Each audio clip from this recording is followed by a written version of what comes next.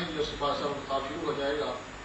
سید فریدہ میں صاحب تشریف لاتے ہیں اور نعت رسول مقبول صلی اللہ علیہ وسلم کے نشاط پیش فرماتے ہیں۔ سید فریدہ میں قادم صاحب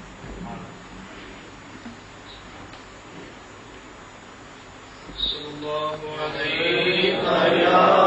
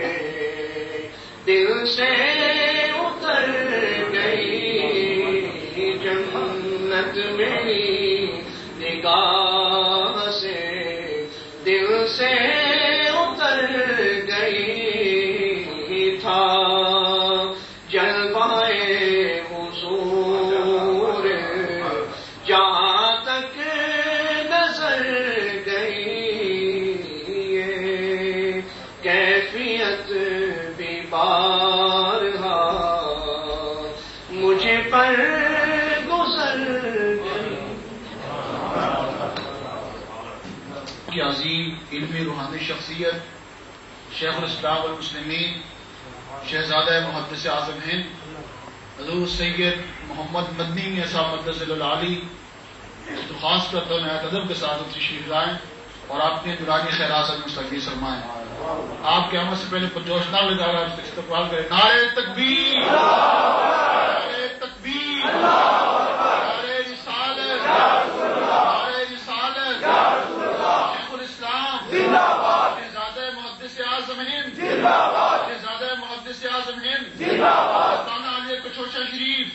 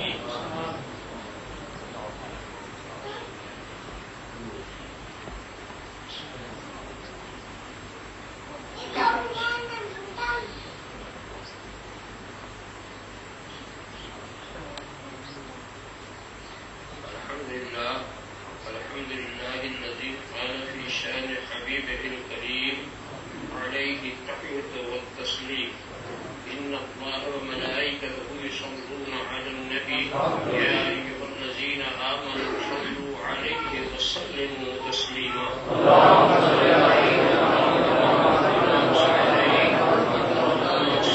وسلم وبارك على سيدنا ومولانا محمد طب القلوب ودوائها وعافية الأبدان وشفائها ونور الأبصار وضيائها وآله وصحبه دائما أبدا. سبحان ربك رب العزة عما يصفون وسلام على المرسلين.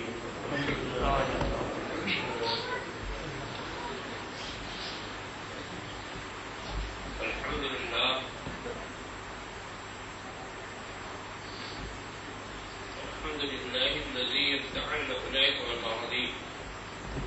الصلاة والسلام على من كان نبيا وآدم بين الماء والطين وعلى آله وأصحابه أجمعين برحمتك يا أرحم الراحمين. أما بعد أعوذ بالله من الشيطان الرجيم. بسم الله الرحمن الرحيم. ألف لام ميم ذلك الكتاب لا ريب فيه هدى للمتقين. صدق الله العظيم وصدق رسوله النبي الكريم ونحن على ذلك لمن الشاهدين والشاكرين والحمد لله رب العالمين. بارك الله لنا ولكم في القرآن العظيم ونفعنا إياكم بالآيات والذكر الحكيم والموت على جواد الكريم والملك البر والرؤوف الرحيم.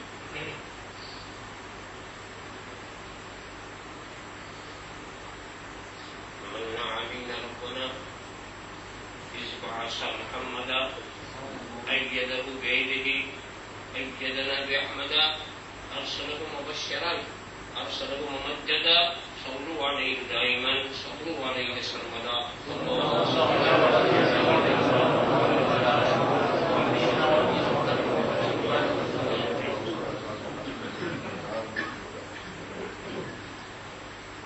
مختار کائنات ہے جو چاہو مانگ لو. مختار کائنات ہے جو چاہو مانگ لو. میرے نبی حیات ہے جو چاہو مانگو، سارے کائنات ہیں، جو چاہو مانگ لو، میرے نبی حیات ہیں، جو چاہو مانگ لو، آنکھوں کا نور ہو کہ دلوں کا سرور ہو، آنکھوں کا نور ہو کہ دلوں کا سرور ہو، وہ اصل کائنات ہے، جو چاہو مانگ لو، اصل کائنات ہے، جو چاہو مانگ لو، کس درجہ ہے مبارک و مسعود یہ گھڑی، کس درجہ ہے مبارک و مسعود یہ گھڑی، وہ مغوِ التفات ہے، جو چاہو مانگو، وہ مغوِ التفات ہے، جو چاہو مانگ لو، مگر خاموش ہو گئے تو سب کچھ ہے، جو کچھ کہا تو تیرا حسن ہو گیا محدود، بار کا میرے رسالت تو آج رسالت میں تو شریف کا نظرانے عقیدت پیش کرنا،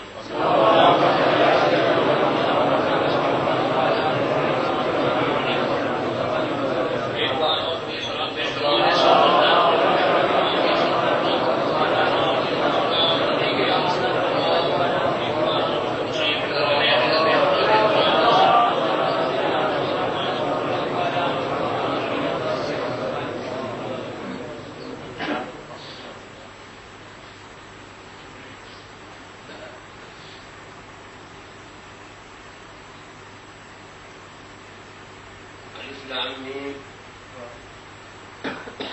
یہ بلند مرتبہ کتاب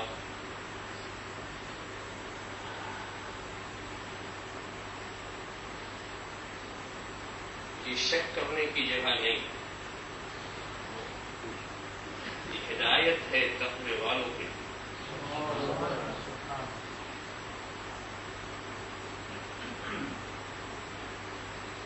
وقت کی تنگی کے پیش نظر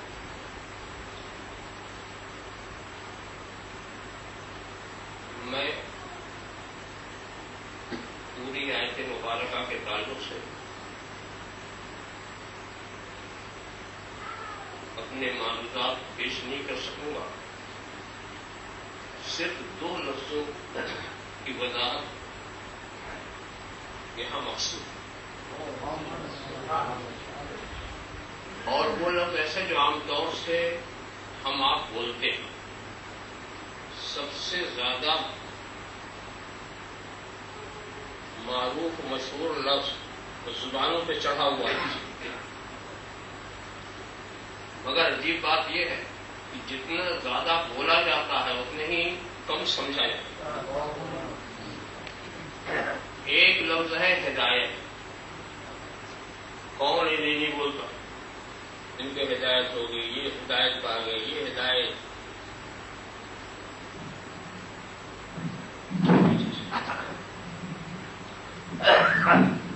بہت سندے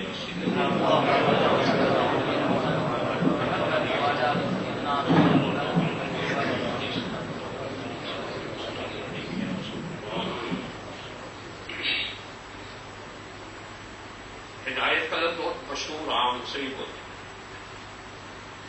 اور ایک لفظ ہے تقویٰ۔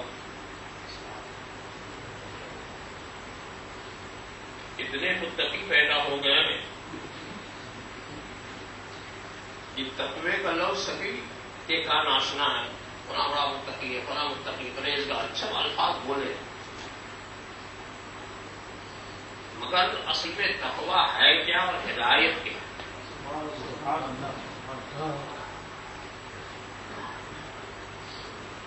اس کی طرف میں آپ کی توجہ لے جاؤں گا۔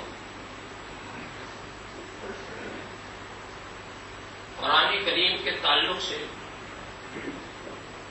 خود قرآنی ارشاد یہ ہے ہدی للمتقین،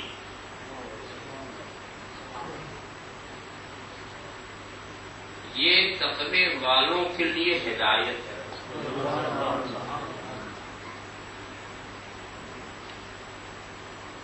یہاں پہلا سوال یہ پیدا ہوتا کہ متقی کے لیے تو یہ ہدایت اور گنہگاروں کے لیے کون؟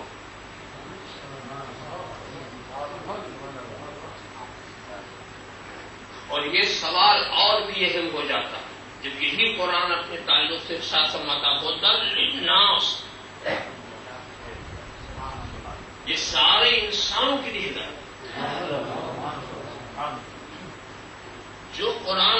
ارشاد فرمایا ہدی للناس، سارے انسانوں کے لیے ہدایت، مومنین کے لیے ہدایت، کافرین کے لیے ہدایت، موحدین کے لیے ہدایت، مشرکین کے لیے ہدایت، مخلصین کے لیے ہدایت، منافقین کے لیے ہدایت، ہدی للناس۔ اور وہی قرآن ایک مخصوص مقام پر یوں فرمایا ہدی للمتقین، متقیوں کے لیے ہدایت، الفاظ میں ہدی۔ یہاں سے بات سمجھ میں آ گئی کہ ہدایت کے دو معنی، ایک معنی میں قرآن سارے انسانوں کے لیے ہدایت ہے، اور ایک معنی میں قرآن صرف متقیوں کے لیے ہے۔ یہ انداز استعمال بتا تھا، اب اس کو اور بھی میں وضاحت سے بتاؤں۔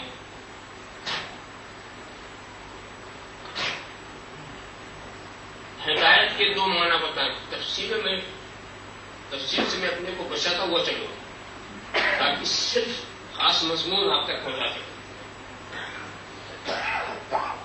ہدایت کے دو معنی تو اہل علم اس کو یوں کہہ کے گزر جائیں گے، ہدایت کے معنی ہے اراءۃ الطریق،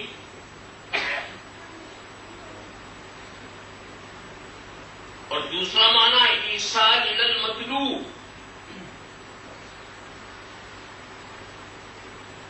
ہدایت کا پہلا معنی ہے منزل تک جانے والے راستے کو دکھا دینا، یہ بھی ہدایت ہے۔ اور ہدایت کا دوسرا معنی منزل تک پہنچا دینا،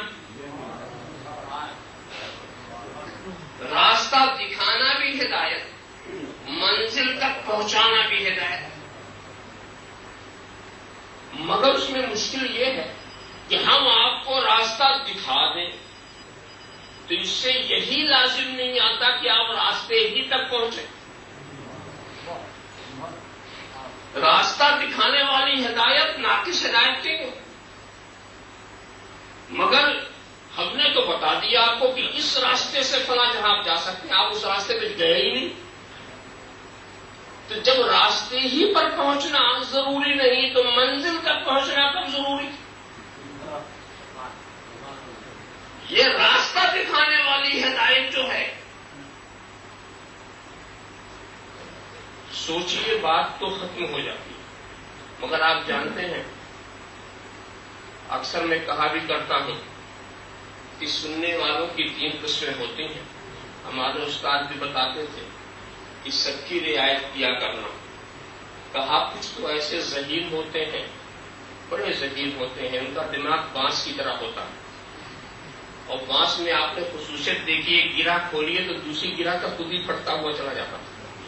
تو ذہین لوگ ایک اشارہ پر وہ سمجھ لیتے ہیں، آگے ان کو کچھ نہیں کہنا۔ اور کہا کچھ لوگ ایسے ہوتے ہیں جن کا ذہن چمڑے کی طرح ہوتا ہے، ان میں سوراخ کر دو تو جتنا کرو گے نہ کم ہوگا نہ زیادہ ہوگا۔ چلو یہ بھی غنیمت، جتنا سمجھایا اتنا تو سمجھ لیا۔ اور کہا کچھ لوگ ہوتے ہیں جن کا ذہن کمبل کی طرح ہوتا ہے، جب تک سوئی اندر ہے سوراخ نکال لو برابر، پتہ ہی نہیں چلتا کدھر ہے۔ تو زیادہ کمبل والوں کا خیال کرنا پڑتا ہے۔ اب کمبل والے اصول و ضابطے سے نہیں سمجھتے، مثالوں سے سمجھتے، مثالوں سے سمجھتے۔ تو راستہ دکھانے والی ہدایت اور منزل تک پہنچانے والی ہدایت میں فرق کیا؟ تو میں تھوڑی دیر کے لیے چاہوں گا کہ آپ عالم خیال میں میرے ساتھ سفر کریں اور انڈیا پہنچیں، اس لیے کہ وہاں کے مقامات کا مجھے علم ہے، وہاں کے ضابطے قانون میں جانتا ہوں، اس لیے وہاں کی مثال میں پیش کر سکوں گا آسانی کے ساتھ۔ مثال کے طور پر ایک شخص میرے پاس آیا اور آنے کے بعد کہا کہ میں کچھوچھا شریف جانا چاہتا ہوں اور میری ہدایت کرو۔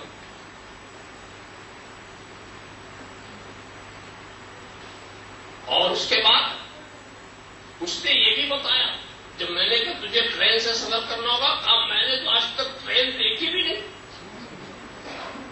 اب بہت مشکل ہوگی اس پہ ہدایت کا. جس نے دیکھی بھی نہ ہو تو سفر کیا ہوگا. پھر بڑے اطمینان سے میں نے اسے بٹھایا کہ فکر مت کریں، اچھی طرح سمجھ لیں. ریلوے ٹائم ٹیبل سامنے رکھا، ٹرین کا نام، اس کا نمبر، اور اچھی طرح سے سمجھا دیا کہ دیکھ اس طرح تو جائے گا تو پہلے تجھے ٹکٹ لینا پڑے گا. ایسا نہیں کہ پھر ٹکٹ جا کے بیٹھ جانا، بڑی مشکل میں پھنس جاؤ گے. اور اس کے بعد جنانے والا اس سے یہ بھی سمجھا دیا کہ جس کلاس کا ٹکٹ لینا اسی میں بیٹھنا. ایسا نہیں ہے کہ تھرڈ کلاس کا ٹکٹ اور فرسٹ کلاس میں بیٹھ جاؤ. اپنے ٹکٹ کو دیکھ لینا، جس کلاس کا لینا اسی کلاس میں بیٹھنا. اچھا، اور یہ بھی دیکھنا کہ ذرا سا یہ بھی سمجھ لینا، انجن کو دیکھ لینا کہ اس کا رخ ادھر ہے یا ادھر ہے. ایسا نہ ہو کہ جانا تجھے ادھر ہے، انجن لے جانا ادھر، تو وہ بھی بات صحیح نہیں ہوگی. اور تیسری بات اور بھی ہم نے اسے سمجھا دیا تھا کہ ایک بات کا خیال رکھنا، وہ بات یہ ہے کہ کچھ ڈبے ریل میں لگے تو ضرور رہتے ہیں مگر راستے میں وہ کٹ جاتے ہیں. ریل میں لگے تو ضرور رہتے ہیں مگر وہ راستے میں کٹ جاتے ہیں. کچھ بھساول میں کٹ گئے، کچھ ارسی میں کٹ گئے، کچھ جھانسی میں کٹ گئے. لہذا تو ایسے ڈبے میں بیٹھنا جو لکھنؤ تک پہنچا ہے. ایسے ڈبے میں مت بیٹھنا کہ جو تو رکھوں گا، ورنہ یہ ڈبوں کا معاملہ عجیب ہے. کچھ دور تک تو ساتھ چلتے ہیں، راستے میں کہیں کٹ جاتے ہیں. کچھ دور تک تو ساتھ چلتے ہیں مگر راستے میں کہیں کٹ جاتے ہیں. کلمہ پڑھنے میں ساتھ، نماز پڑھنے میں ساتھ، روزہ رکھنے میں ساتھ، حج کے مسائل میں ساتھ، زکات کے احکام میں ساتھ، مگر جب رسول کی تعظیم کی بات آئی ڈبے کٹ گئے.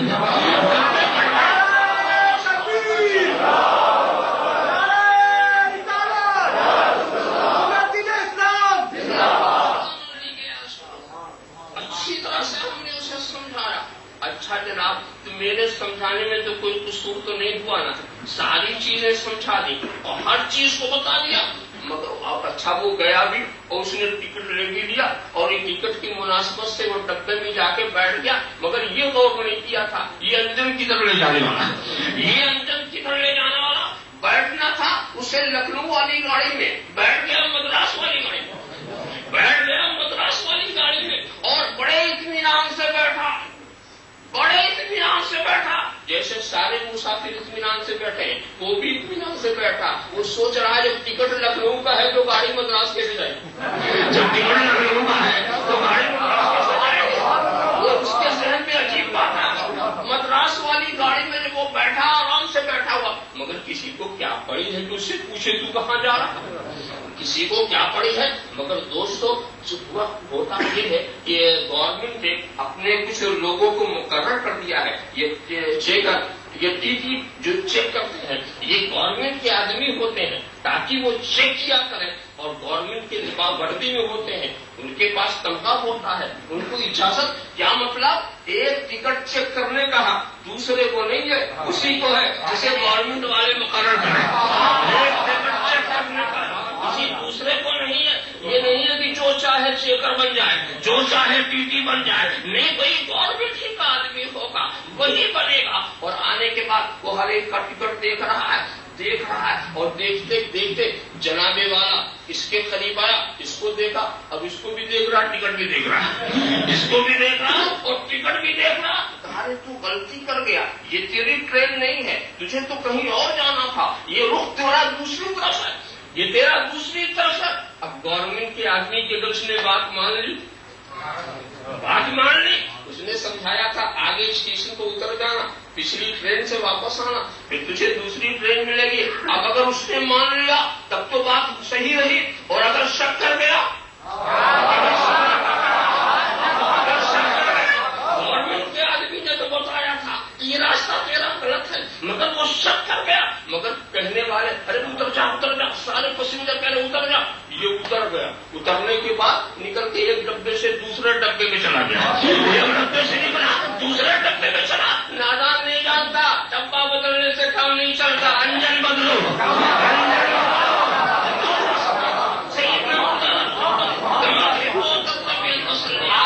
انجن بدلو، ڈبہ بدلنے سے کام نہیں چلتا. جنابے والا اب وہ بھی چلا جا رہا، ابھی چلے گا، کب تک چلے گا؟ چلتا رہے گا. وہ سمجھ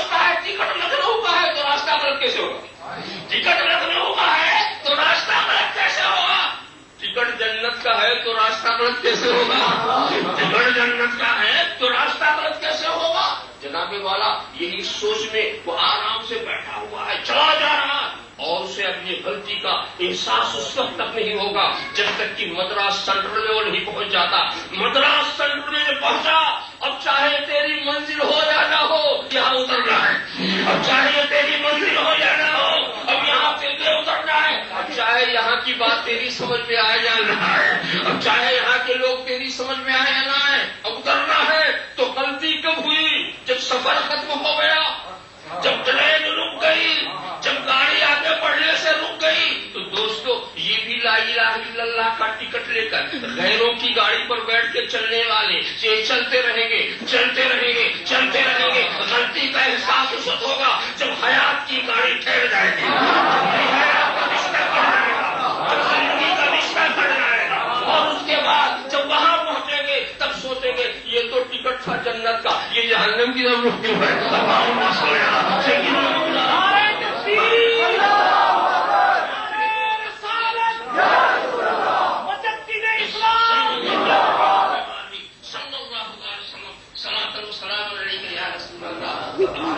ہم نے اچھی طرح سے اسے سمجھا دیا تھا۔ ایک بات اور بھی ہم نے سمجھا دی تھی، اتنا خیال کرنا جب ٹرین پر تجھے بیٹھنا پہلا پتہ لگا لینا یہ لکھنؤ تک جاتی ہے، دور تک جاتی ہے، اسے یہ نہیں کہ انجن اور ڈبے دیکھ لیے اور بیٹھ گئے۔ اس لیے تو کچھ شنٹنگ کرنے والے ہوتے ہیں، ادھر سے لیا ادھر چلے گئے، ادھر سے لیا ادھر چلے گئے، اور کہیں شنٹنگ والے پر تم بیٹھے وہیں گھوم پھر کرتے رہ جاؤ گے۔ اس لیے کہ شنٹنگ والوں کا کام کیا ہے؟ یہ ڈبہ کاٹا اس میں ملا دیا، وہ کاٹا اس میں ملا دیا، یہ کاٹتے ملاتے رہتے ہیں اور انجن کے باہر نہیں جاتے۔ اس جماعت سے نکلے اس جماعت پہ چلے گئے، اس جماعت سے نکلے اس جماعت پہ چلے گئے، وہیں گھومتے پھرتے رہتے ہیں۔ یہ آگے تک ان کا نشانہ ہی نہیں ہے۔ آگے تو منزل ہے، آگے تو وہ جائیں گے جنہوں نے گنبد خضرا کو اپنی منزل سمجھا۔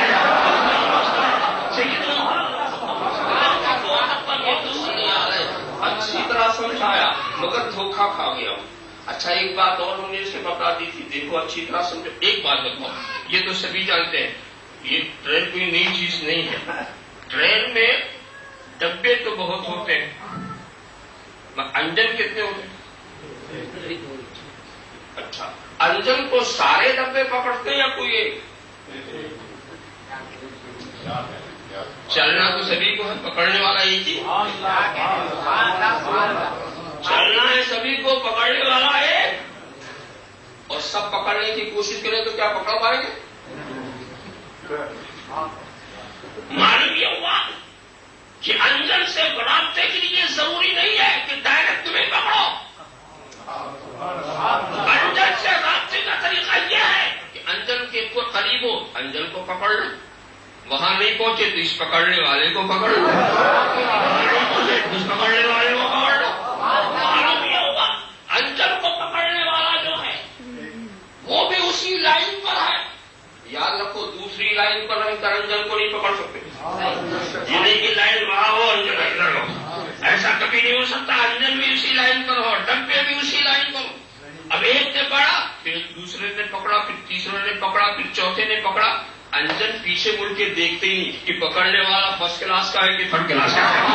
انجن نہیں دیکھتا، انجن نہیں دیکھتا کہ پیچھے فرسٹ کلاس کا ہے کہ تھرڈ کلاس کا ہے۔ انجن تو صرف یہ دیکھتا ہے کہ مضبوطی سے پکڑا ہے کہ نہیں، مضبوطی سے پکڑا ہے نہیں۔ انجن جب چلے گا تو تیری رفتار سے نہیں لے چلے گا، اپنی رفتار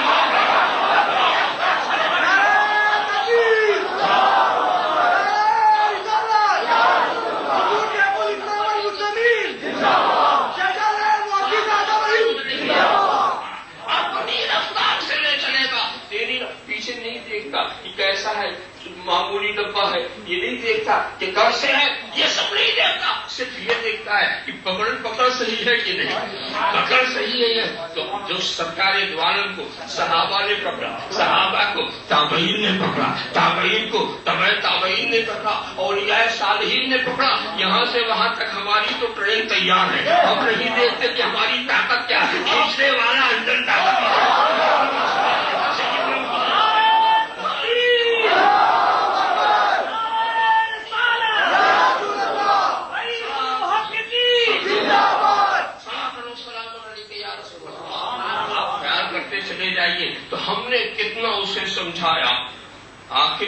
ہوا کہ نہیں. ہو سکتا ہے کہ اس کا ذہن خود دھوکہ کھا گیا, ہو سکتا ہے کوئی دھوکہ دینے والے نے دے دیا. جانا تھا لکھنؤ, پہنچ گیا مدراس. جانا تھا لکھنؤ, یہ ہے راستہ دکھانے والی ہدایت. اللہ, ہم نے راستہ دکھایا, اس میں اچھی کمی نہیں تھی, پہنچ نہیں سکا. یہ ہے راست الطریق, یہ راستہ دکھانے والی ہدایت. اس لیے یہ ہدایت اس لیے اس کے کام نہ آ سکی کہ ہدایت تو ساتھ تھی, ہادی ساتھ نہیں تھا. ہدایت ساتھ تھی, ہادی ساتھ نہیں تھا. اور ایک دوسری شکل یہ تھی کہ جب اس نے مجھ سے یہ کہا تھا میں بچوچے شریف جانا چاہتا ہوں, آپ مجھے ہدایت کر دیجیے. میں کہوں گا اچھا جانا چاہتا, میرے ساتھ ہو جا. بس کچھ نہیں بتانا, نہ انجن نہ گاڑی, کچھ بھی نہیں, بس میرے ساتھ ہو جا. جس ٹرین پر میں چڑھوں اس پر چڑھ جا, جہاں میں اتر جاؤں وہاں پر اتر جا. بس تجھے کچھ نہیں کرنا ہے, صرف مجھ کو دیکھتے رہ, بس مجھے اپنی نظر میں جما لے, بس مجھے اپنے دل میں بسا لے, مجھ پر اعتماد کر, مجھ پر بھروسہ کر. وہ میرا وطن ہے, میں وہاں آ جا چکا ہوں, مجھے کوئی دھوکہ نہیں ہو سکتا. اب یہ کہہ کر میں نے اسے سمجھایا اور وہ میرے پیچھے پیچھے چلا. چلنے کے بعد جب میں ٹرین پر چڑھا وہ بھی چلا. ایک فریبی انسان آیا, اس نے ہاتھ اس کو پکڑا. کدھر جا رہا, کدھر جا رہا, یہ ٹرین لکھنؤ نہیں جاتی. تو اب وہ جواب نہیں دیتا, مجھ کو دیکھتا. وہ جواب نہیں دیتا, مجھ کو دیکھتا. یعنی میں نہیں جا رہا ہوں, یہ لے جا رہے ہیں, میں نہیں جا رہا ہوں, یہ لے جا رہے ہیں. تو الجھنے والا اس سے الجھے گا, جواب میں دوں گا. الجھنے والا اس سے الجھے گا, جواب میں دوں گا. اس کا ہاتھ پکڑ کر بچاؤں گا, اس کا دامن کھینچ کے بچاؤں گا, اسے سمجھا کے بچاؤں گا, اور اسے بازو پکڑ کر بچاؤں گا. تو جب ہاتھی ساتھ ساتھ ہوتا ہے تو گمراہی نہیں ہوتی, گمراہی نہیں ہوتی. سیدھے سیدھے ہاتھی جب ساتھ ساتھ ہوتا, منزل تک آسانی سے وہ پہنچ گیا. اسے اپنی فکر نہیں کرنی پڑی, بلکہ ہاتھی کو اس کی فکر کرنی پڑی.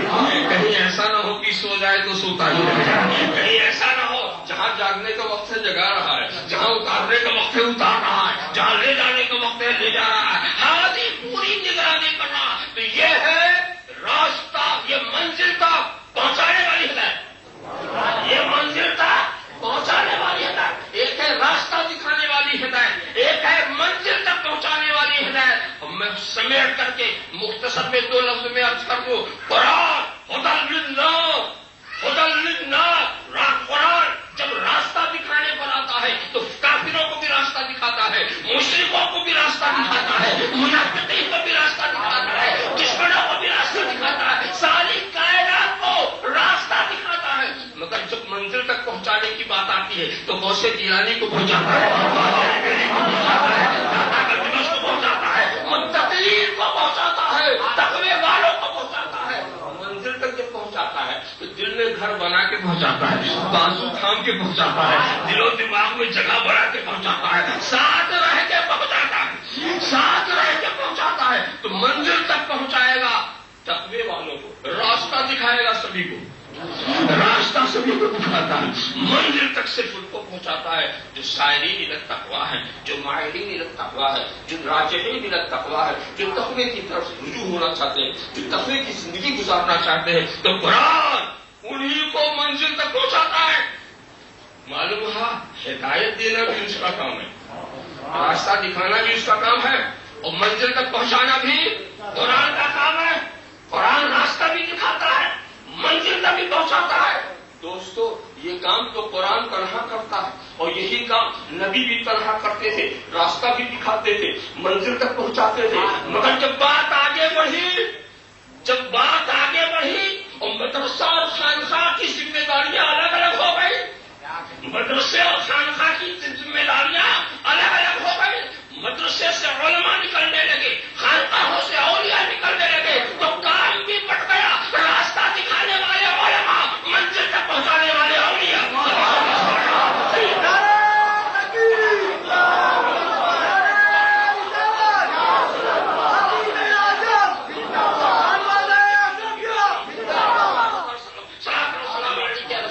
تو جو اولیاء کے قریب نہیں ہوگا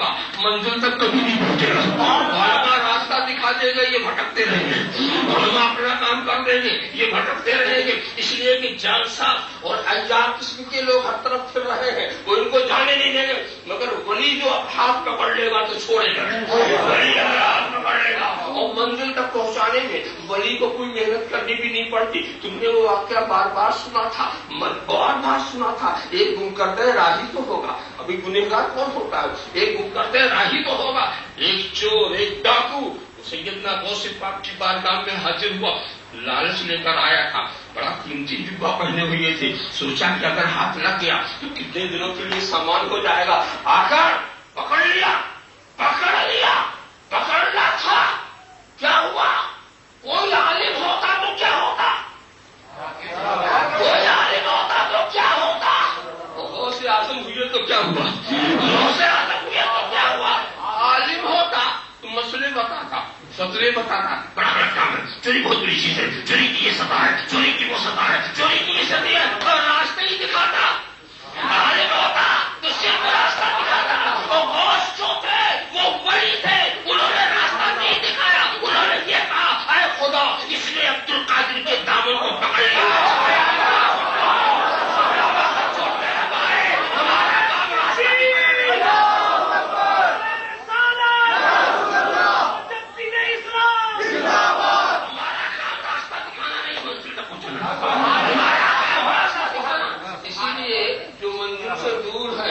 بزرگوں سے بھی دور نظر آ رہے ہیں، بزرگوں نے ان کے ہاتھ کو پکڑے ہی نہیں، وہ دیتے ہی نہیں ہاتھ کو پکڑیں گے کیوں؟ یہ وہ دیتے ہی نہیں ہاتھ کو پکڑیں گے کیوں؟ تو کہنے کا مطلب یہ ہے راستہ دکھانا اور ہے، منزل تک پہنچانا اور ہے۔ ہدی للمتقین، یہ قرآن ہدایت ہے تقوی والوں کو۔ اب سوچنا پڑے گا یہ تقوی والے کون؟ ہدایت کا کچھ نہ کچھ مفہوم تو آپ نے سمجھ لیا، یہ تقوی والے کون؟ تو اس کو بھی بہت ہی مختصر کروں۔ تقوی کی دو قسمیں، اور دونوں کا ذکر قرآن میں، ایک ہے بدن کا تقوی اور ایک ہے دل کا تقوی۔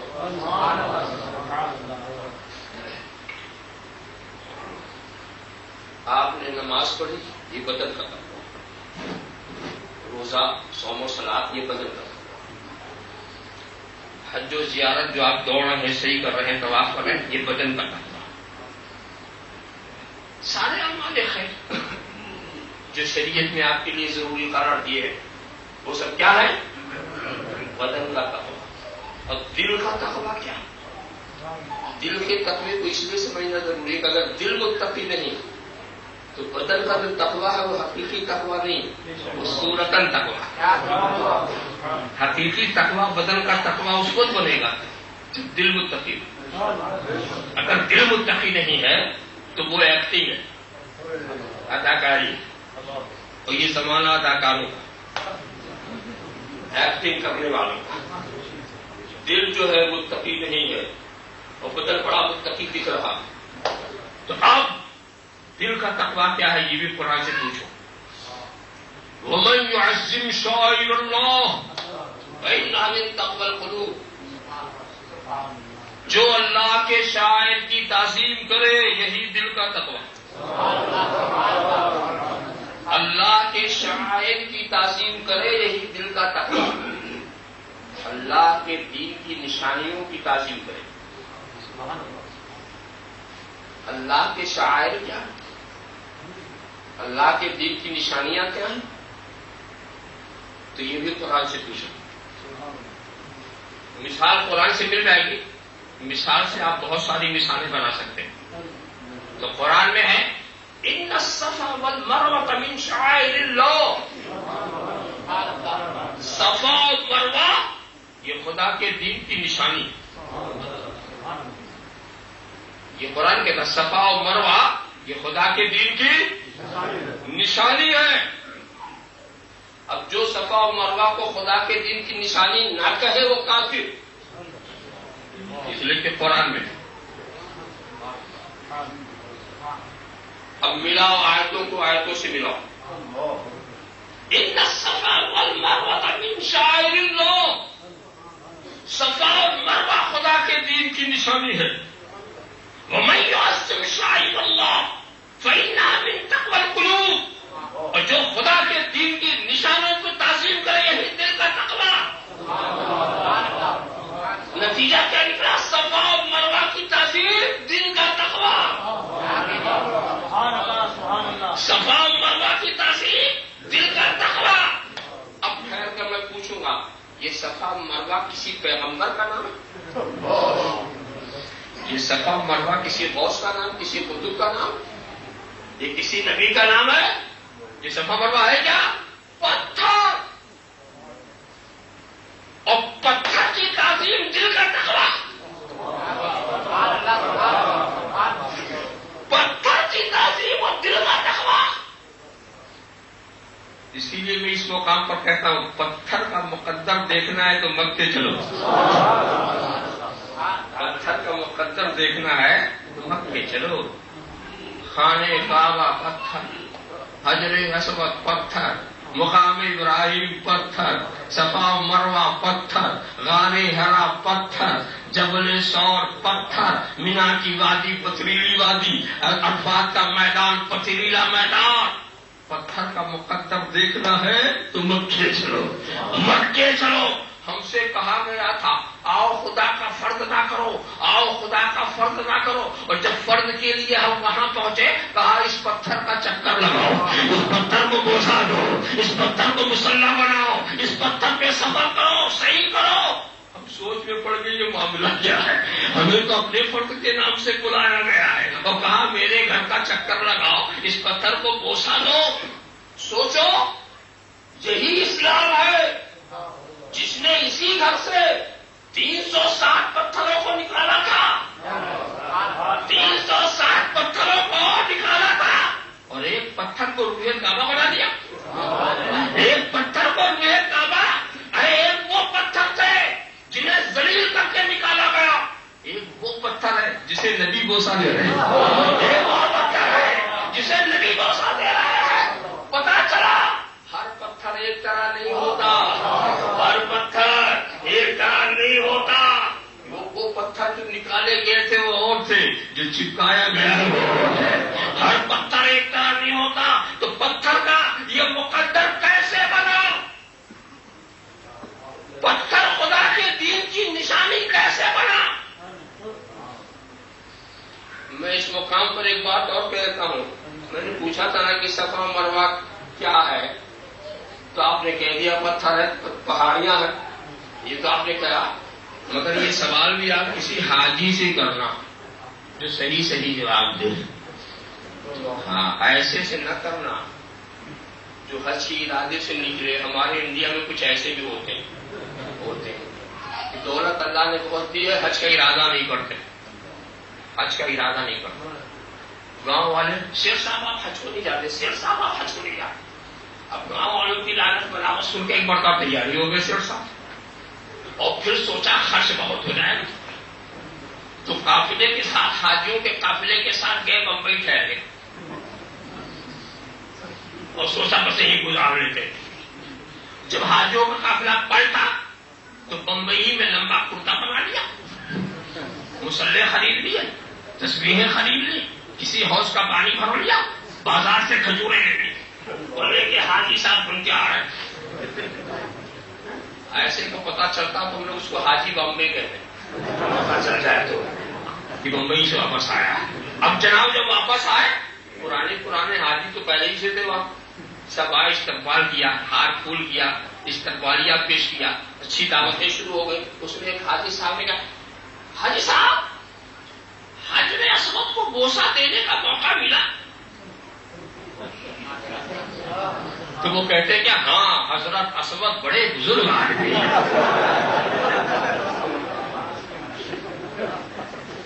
حضرت اسود بڑے بزرگ. ارے گھبرا گیا آج. ارے کیا کہہ رہے وہ پتھر ہے، پتھر وہ تو پتھر ہے. ارے حاجی صاحب جب آپ گئے تھے نا تب پتھر تھے، اب آدمی ہو گئے.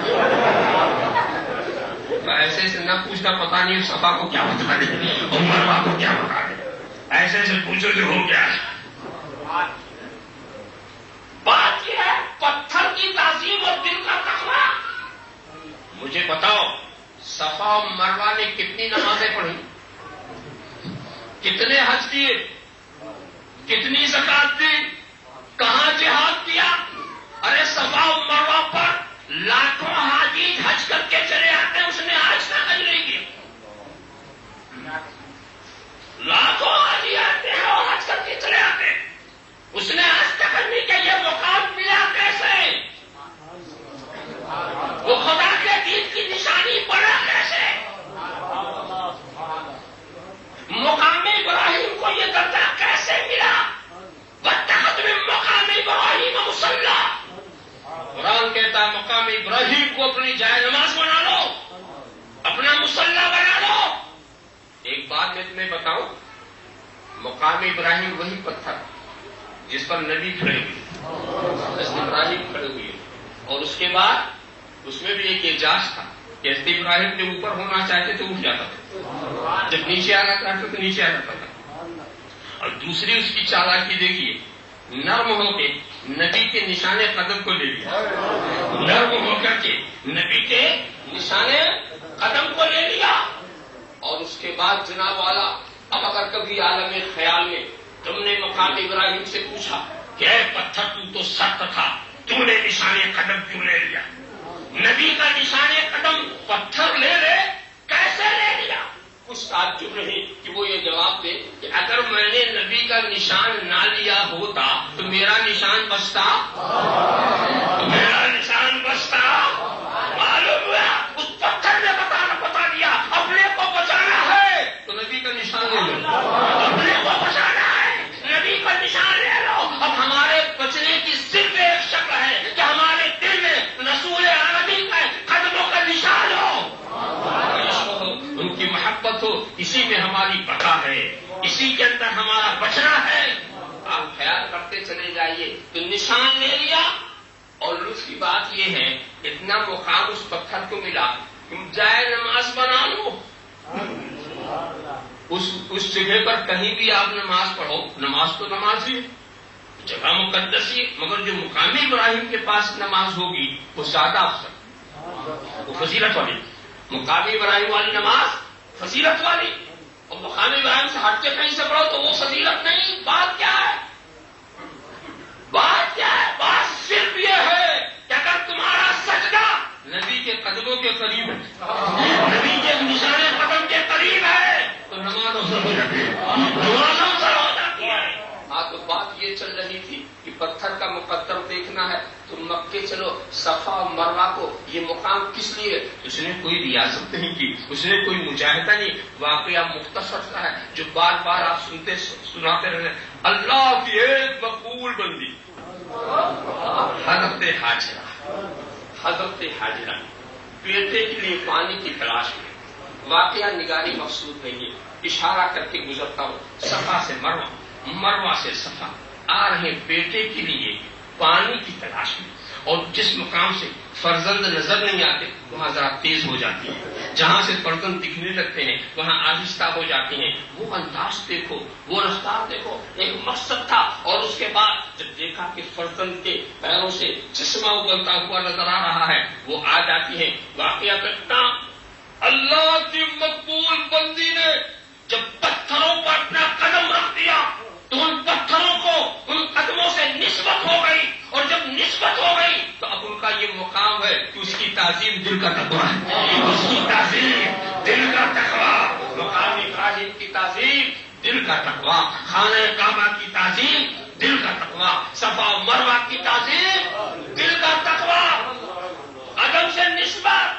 دوستو تم نہیں جانتے نسبت بڑی چیز ہے، چھوٹی چھوٹی باتوں سے بھی آپ نسبت کی اہمیت کو سمجھ سکتے ہیں۔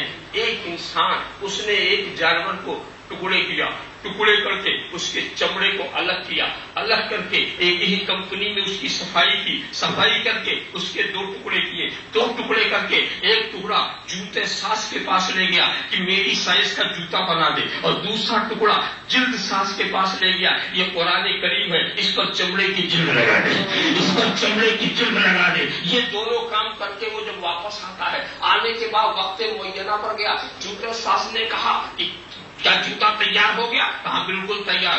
اس نے پیش کیا، پہنا، اس کی مشکوری دی، آگے بڑھا، آگے بڑھ کر کے اور جلد ساز کے وہاں پہنچا کہ قرآن کریم کی جلد تیار ہو گئی، تیار ہو گئی، کہاں تیار ہو گئی؟ اچھا ٹھہرا، پانی لا، میرا وضو نہیں، پانی لیا، میرا وضو نہیں، وضو نہیں۔ اس نے کہا ہاں مجھے بھی تو وضو کرتا ہے، میں وضو کر کے پانی لاتا ہوں۔ وہ خود وضو کرتا ہے لانے والا، اور جس کو دینا ہے وہ بھی وضو کرتا ہے، مگر چمڑے والا جوتا دیکھ رہا ہے غور سے، یہ کیا معاملہ ہے؟ جب مجھے پہنا تھا تو وضو کا خیال بھی نہیں تھا، آیا اور پہن کر کے چلا آیا، یہ کیا بات ہے؟ یہ چمڑا جو اس میں لگا ہوا ہے، ابھی یہ جانور کے چمڑے تھے، ایک ہی انسان نے کاٹا تھا، ایک ہی کمپنی میں صفائی ہوئی تھی، یہ کیا معاملہ ہے؟ مجھے پیروں سے روند رہا ہے اور اس کو آنکھوں سے لگا رہا ہے، سر پہ لگا رہا ہے، سینے سے لگا رہا ہے، بے وضو ہاتھ لگانا نہیں پسند کرتا۔ اگر جوتے کے چمڑے میں یہ شکایت کی تو قرآن کریم میں لگا ہوا چمڑا بولے گا نادان، نسبت بڑی چیز ہوتی ہے، تجھے پیروں سے نسبت ہے، مجھے خدا کے کلام سے نسبت ہے، خدا کے کلام سے نسبت ہے۔ سیدنا مولانا محمد وارثنا مولانا محمد کمال کے پوتر پر گئے تسلی آ رہے۔ دوستو آپ نے ایک ہی جگہ کی تھوڑی سی مٹی جمع کی، مٹی کو جمع کرنے کے بعد ایک ہی سانچے میں 2 اینٹیں تیار کی اور ایک ہی سائز نقشہ ایک ہی چمنی میں اسے پکایا، سائز قیمتیں، حقیقتیں، ماہیتیں، نقشہ وزن، اگر ایک کو آپ نے سنڈاس میں لگایا، ایک کو مسجد میں لگا دیا، ایک کو سنڈاس میں لگایا، ایک کو مسجد میں لگا دیا۔ اب جناب والا مسجد میں تو بے وضو بھی آپ نہیں جا رہے، جا رہے ہیں تو سر ٹیک رہے ہیں، سجدہ کر رہے ہیں، احترام کر رہے ہیں، اب غلاظت میں پڑی ہوئی اگر چیخ پڑے، ہم تو ایک ہی سانچے میں ڈالے گئے تھے، ہم تو ایک ہی چمنی میں پکائے گئے تھے، ہمارا نقشہ ایک تھا، قیمت ایک، حقیقت یہ کیا بات ہے کہ ہمیں غلاظت میں ڈال دیا، وہاں سجدہ کیا جاتا ہے؟ تو مسجد میں لگی ہوئی اینٹ بولے گی نادان، نسبت بڑی چیز ہے، نسبت بڑی چیز ہے، تجھے سنڈاس سے نسبت ہے، مجھے خدا کے گھر سے نسبت ہے، مجھے خدا کے گھر سے نسبت ہے۔ ارے نسبت کا تو معاملہ ایسا ہے، نسبت کا معاملہ ایسا ہے کہ نبی کے قدموں کی نارائن شریف فرشتوں کے سروں پر، نبی کے نارائن شریف فرشتوں کے سر پر۔ آپ کہیں گے وہ کب؟ آپ تابوت سکینہ کو یاد کیجیے، جس کے اندر سارے تبرکات تھے، اس میں حضرت کریم کی نارائن شریفین بھی تھی، ان کی نارائن شریف تھی، اور وہ فرشتے سر پہ لے کے چلتے تھے، فرشتے اسے سر پہ لے کے چلتے تھے۔ نسبت بڑی چیز ہے۔ اور دوستو یہی بات ہم نے دیکھی کہ یہ آپ جوتا پہنے ہوئی کبھی لال قلعے میں پہنتے نظر آئے، کبھی سنگم مرمر کی ایوانوں کو ٹھوکریں مارتے نظر، شیش محل سے گزرتے ہوئے نظر آئے، جوتا کہیں نہیں اترا، مگر ایک چھوٹے سے مکان میں نے دیکھا جب آپ جا رہے تھے جوتا آپ نے اتار دیا باہر ہی، ننگے پیر وہاں جا رہے ہیں۔ میں سوچنے پڑ گیا کہ بڑے بڑے ایوانوں سے گزرنے والا جوتا آج یہاں کیوں اتر گیا؟ تو آپ کہیں گے ارے نادان تو نہیں جانتا، تیری نظر مکان پر ہے، میری نظر مکین پر ہے، مکین جو اندر سو رہا ہے، تو نہیں جانتا یہاں اللہ کا ولی آرام کر رہا ہے، یہاں اللہ کا ولی آرام کر رہا ہے۔ کہنے کا مطلب یہ ہے کہ نسبت سے یہ مقام ملا۔ اب میں اور مختصر کرنا چاہتا ہوں اور تیزی کے ساتھ بولو، میں بھی کس منزل میں پہنچا ہوں؟ میں نے ابھی یہ نہیں کہا کہ بزرگوں کی تعظیم دل کا تقویٰ، میں نے یہ بھی نہیں کہا کہ انبیاء اور اولیاء کی تعظیم دل کا تقویٰ، میں بھی اس منزل کو بھی نہیں پہنچا کہ اغواس و اقطاب کی تعظیم دل کا تقویٰ، میں بھی یہ واضح نہیں کر سکا کہ صالحین و صالحات کی تعظیم دل کا تقویٰ۔ میں تو ابھی اس منزل پہ پہنچا ہوں جہاں یہ قدم رکھ دے اس ذرے کی تعظیم دل کا تقویٰ، اس پتھر کی تعظیم دل کا تقویٰ، اس لکڑی کی تعظیم دل کا، جس قبر میں یہ لیٹ جائے اس قبر کی تعظیم دل کا تقویٰ، جس روزے میں سو جائے اس روزے کی تعظیم دل کا تقویٰ۔ بولو جب یہ قدم رکھ دے اور پتھر محترم ہو جائے تو ان کا مقام کیا ہوگا؟ کیا ہوگی؟ ان کے تعظیم کا معاملہ کیا ہے؟ تو یہ جہاں قدم رکھے وہ بھی دین کی نشانی ہے، اور یہ قدم رکھنے والا بھی دین کی نشانی ہے، یہ قدم رکھنے والا بھی دین کی نشانی ہے۔ اور دین کی نشانی کی خاص پہچان یہ ہے جسے دیکھو خدا یاد آ جائے، جسے خدا یاد آ جائے سمجھ لو وہ خدا کے دین کی نشانی ہے، خدا کے دین کی نشانی ہے۔ جس کو دیکھو خدا یاد آ جائے۔ ارے دوستو عجیب بات ہے، جب بزرگان دین کے آستانے ہم اہل سنت والجماعت چاہتے تو کچھ بڑا اعتراض ہوتا، اور کچھ لوگ یہ خواجہ کیا نہیں کیا کرو، خواجہ کیا مت جاؤ، ارے نہیں جائیں گے تو کیا برا، خدا یاد نہیں آئے گا، خواجہ کیا خدا نہیں یاد آئے گا، وہ خواجہ جو راجستھان کے کفرستان میں آئے 90 لاکھ کافروں کو مسلمان پر وہاں جا خدا یاد نہ ہے، وہاں جائیں اور خدا یاد نہ ہے، شور یہی تھا، وہاں یاد نہیں آتا، حالانکہ جا کے دیکھو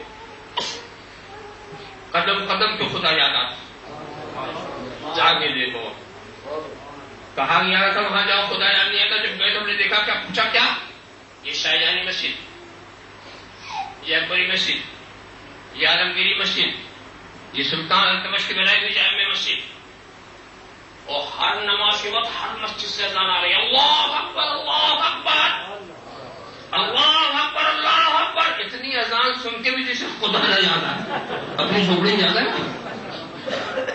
اپنی جھوپڑی میں یاد آئے گا، ارے عالم خیال میں جا کر شاہجہاں سے پوچھو، یہ شاہجہاں جب تو اجمیر آیا تو نے مسجد کیوں بنائی، پوچھ لینا، ارے کوئی گنبد پہ گنبد چڑھا دیا ہوتا، میناریں بنا دیا ہوتا، مسافر خانہ بنا دیا ہوتا، تجھے عمارت بنانے کا بڑا شوق، بنا دیا ہوتا، یہ مسجد کیوں بنائی، اس کا جواب یہی ہوگا جب میں خواجہ کے یہاں آیا تو مجھے خدا آیا، جب میں خواجہ کے یہاں آیا تو مجھے خدا آیا، تو میں نے مسجد اس لیے بنائی، تم سمجھ لو میں یہاں فاتحہ پڑھتا ہوں وہاں سجدہ کرتا ہوں، یہ روزہ سجدے کے لیے نہیں ہے، یہاں فاتحہ ہے وہاں سجدہ، اور میں آپ کو بتاؤں جس کو اپنے محلوں میں خدا نہیں یاد آیا اسے بھی خواجہ کیا خدا یاد آ گیا، وہ اکبر جس کو عالمگیر بھی کہتے تھے، چچے بن اکبر نبود اکثر بود، میرا دادا اکبر نہیں تھا، بہت بڑا کافر تھا،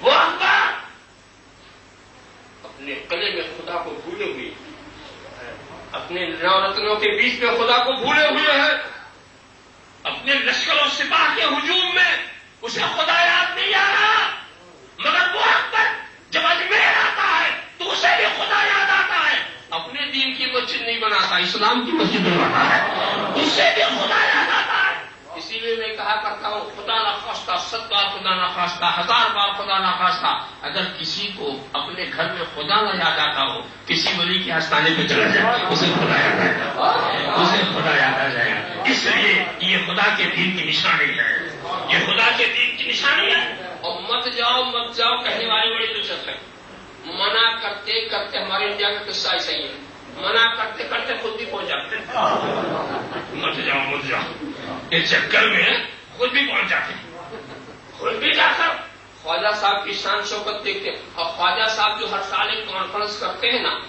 نہ کوئی پوسٹر نکالتے ہیں، نہ کوئی اشتہار، نہ کوئی پمفلٹ، نہ کوئی اعلان، برسات ہو جاڑا ہو گرمی ہو کچھ بھی ہو، خواجہ صاحب کی 6 رجب والی کانفرنس ایسی ہوتی کہ ہر طرف سے لوگ آتے، اگر اندر نہیں بیٹھنے کی جگہ تو چھت پہ بیٹھ کے آتے، مصیبتیں اٹھا کے آتے، اور یہ منع کرنے والے بھی منع کرتے کرتے وہاں بھی لٹک کے پہنچ جاتے ہیں، ایسے ہی جناب والا ایک سال سے پہنچ گئے تو عجیب بات تھی، اندر بھی گئے، وہاں سے جب پڑھتے تو ایک صاحب میرے پاس آئے کہ صاحب انہوں نے ایک نئی فاتحہ پڑھی، نئی فاتحہ کیا ہوتی، کبھی فاتحہ پڑھنے کا ہمارا جو مروج طریقہ وہ یہ ہے کہ کچھ لوگ ہاتھ باندھ کر کے قرآن کریم کی تلاوت کرتے ہیں، سورے پڑھتے ہیں، ہاتھ اٹھا کے اس کا ثواب صاحب مزار کو بخش دیتے ہیں، کچھ لوگ ایسا کرتے ہیں کہ ہاتھ اٹھا ہی کر سب کچھ پڑھ لیتے ہیں، پڑھ کر کے ثواب بخش دیتے ہیں، چہرے پر ہاتھ پھیر لیتے ہیں، یہی طریقہ، مگر ان کو ہم نے یہ دیکھا ہاتھ ایسے کیوں نہیں، نہ اٹھایا نہ باندھا، اور کچھ کرتے رہے کچھ پڑھتے رہے، کیا پڑھتے رہے، پھر مڑ کے چلے، یہ نہیں فاتحہ۔ تو میں نے کہا کہ بھائی تم بتا جانتے ہو معاملہ کیا ہے؟ میں نے ان کی وکالت شروع کر دی، تھوڑی سی ان کی وکالت شروع کر دی، جانتے ہو کہ دیکھو اس طرح سے ہم ہاتھ جو باندھتے ہیں یہ خدا کی بارگاہ میں کھڑے ہوتے ہیں، اسی لیے انہوں نے اس طرح ہاتھ نہیں باندھا تاکہ یہ قیام نماز والے قیام سے نہ ملے، اس لیے ہاتھ چھوڑ کے انہوں نے کہا. بھائی میں نے وکالت تو صحیح تھی نا، وکالت صحیح تھی، مگر میں نے کہا کہ ہاتھ چھوڑنے کے بعد بھی انہوں نے بیوقوفی کی. مجھ سے مشورہ لیتے تو میں اور بھی ان کو بتاتا. میں ان سے کہتا سنو جی، نماز میں یہ ہاتھ باندھنا یہاں یہ سنت ہے، نیچے باندھنا امام اعظم کے نزدیک سنت، اوپر باندھنا امام شافعی کے نزدیک سنت، اور ہاتھ چھوڑ کے پڑھنا امام مالک کے نزدیک سنت. تو ہاتھ چھوڑنا بھی سنت، یہاں ہاتھ باندھنا بھی سنت، یہاں اوپر ہاتھ رکھنا بھی سنت.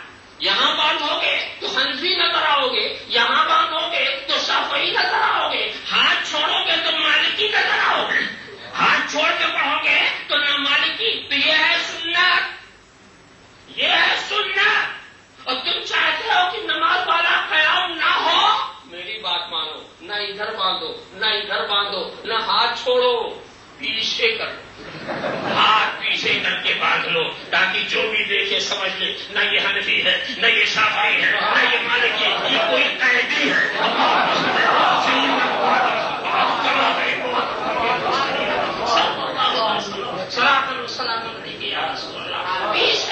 اور دوسری بات اس سے یہ کوئی بیوقوف نماز میں قیام کر ہاتھ باندھنا سنت، تو نماز والا فرض تو ادا کر دیا، نماز والا فرض ادا کر دیا، صرف سنت ہی سے تو بھاگا، صرف سنت ہی سے تو بھاگا. ارے دوستو، عقل ہوتی تو خدا سے نہ لڑائی لیتے، یہ گھٹائیں اسے منظور. پڑھانا تیرا بات رو دعوانا الحمدللہ رب العالمین.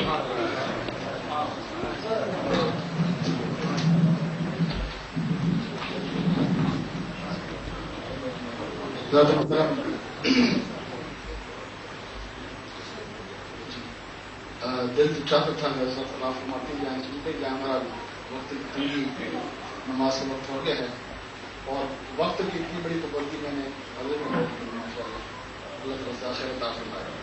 ہم نماز پڑھتے ہیں اذان ہوتی، اس کے بعد سب اسلام ہوگا تو انشاءاللہ نماز پڑھیں.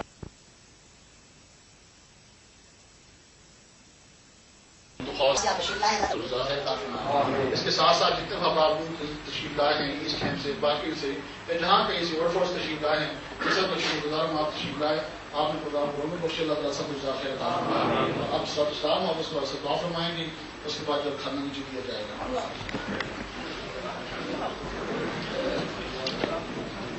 یا نبی سلام علیکہ، یا رسول سلام علیکہ، یا نبی سلام علیکہ، صلوات اللہ علیکہ، صلوات اللہ علیکہ. سے اعظم بادشاہ ہر دو عالم، صدقہ امام اعظم، صدقہ امام اعظم، دور ہو سبھی کے رنج و غم، یا نبی سلام علیکہ،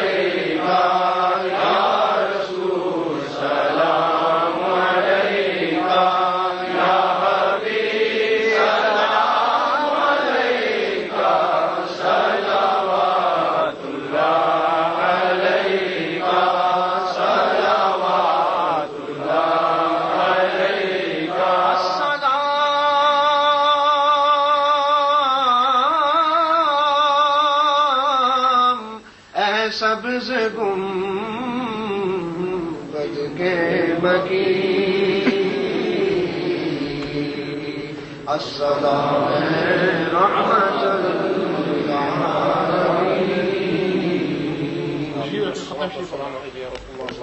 عليك يا حبيب الله الصلاة والسلام عليك يا خير خلق الله الصلاة والسلام عليك يا خاتم رزق الله الصلاة والسلام عليك يا رسول الله الصلاة والسلام عليك يا زينة عرش الله الصلاة والسلام عليك يا شفيع خلق الله الصلاة والسلام عليك وعلى آلك وأصحابك وأزواجك وذرياتك يا رسول الله صلى الله عليه وسلم. أعوذ بالله من الشيطان الرجيم بسم الله الرحمن الرحيم قل يا أيها الكافرون لا أعبد ما تعبدون ولا أنتم عابدون ما أعبد ولا أنا عابد ما عبدتم ولا أنتم عابدون ما أعبد لكم دينكم ولي دين. بسم الله الرحمن الرحيم قل هو الله أحد الله الصمد لم يلد ولم يولد ولم يكن له كفوا أحد. بسم الله الرحمن الرحيم قل هو الله أحد الله الصمد لم يلد ولم يولد ولم يكن له كفوا أحد.